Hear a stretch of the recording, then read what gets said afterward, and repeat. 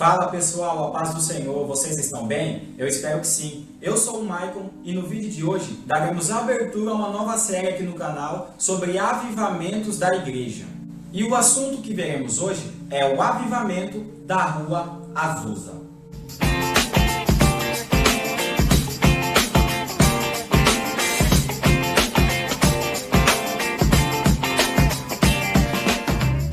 Bom, o início desse movimento acontece através do ministério de Charles Fox Parham, quando este mesmo decide abrir uma igreja, onde na sua igreja ele abre uma escola bíblica para ensinamentos cristãos e estudos da palavra de Deus em Kansas, nos Estados Unidos.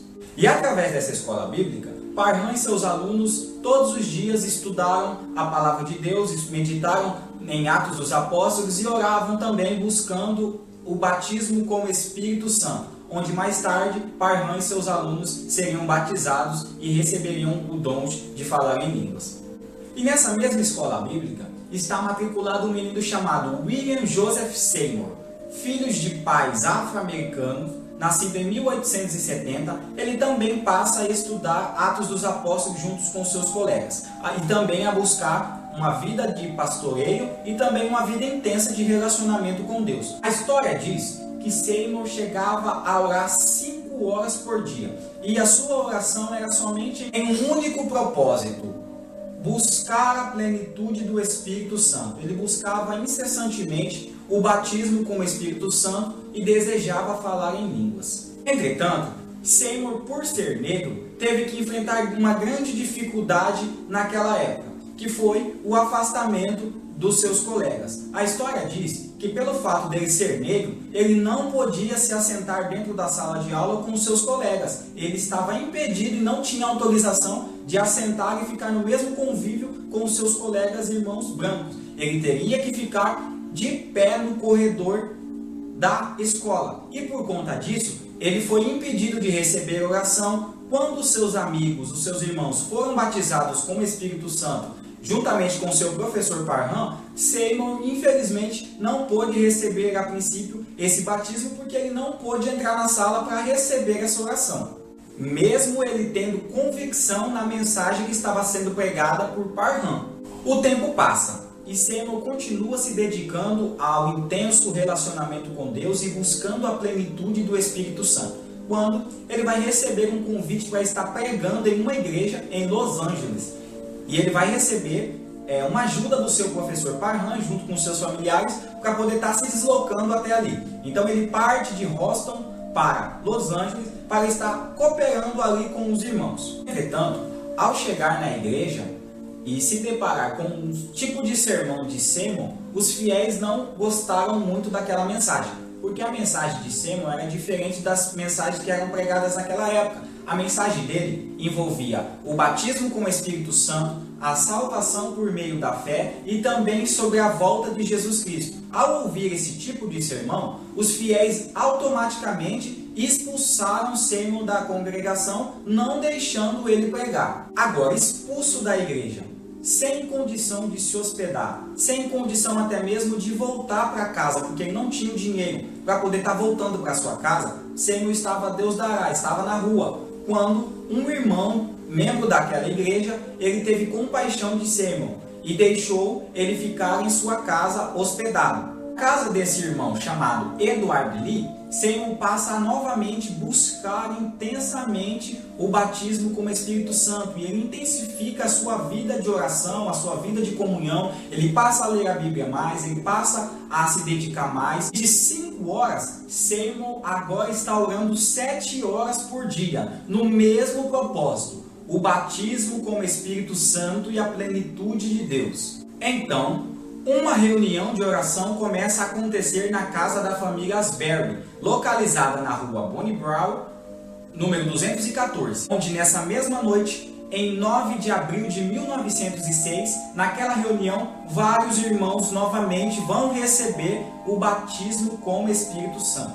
E é interessante que nesse batismo, nesse culto, nessa reunião, uma moça por nome de Jenny Moore, ela vai também receber o batismo com o Espírito Santo e receber o dom de falar em línguas. E a história diz que o poder foi tão grande aquela noite que Jenny, tomada pelo Espírito Santo, ela vai começar a tocar o piano e vai começar a cantar. Só que o detalhe é que ela nunca havia feito isso antes. Ela nunca havia tocado, ela nunca havia cantado antes.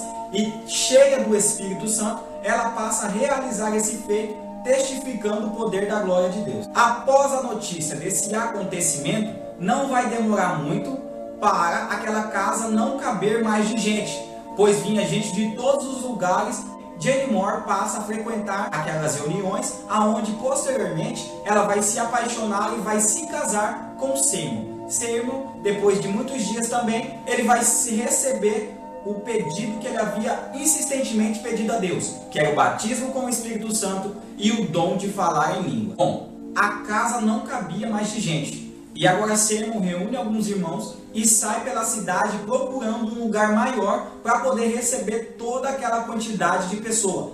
Quando ele vai encontrar um prédio abandonado na Rua Azusa 312. Este prédio, antes de ser abandonado, ele era uma igreja pertencente à Metodista Episcopal. Devido a um incêndio, este prédio foi abandonado e passou a servir apenas como um depósito de vários utensílios para eles. Então Seymour reúne os seus irmãos, reúne os seus auxiliares e passa a reformar aquele prédio para poder dar a inauguração da nova sede para estar cultuando e acontecendo as novas reuniões. Após essa reforma, o primeiro culto inaugural vai acontecer dia 14 de abril de 1906, onde vários irmãos vão cruzar as cidades, as estradas, para poder estar participando deste culto. E como de costume, aquele culto foi abençoado.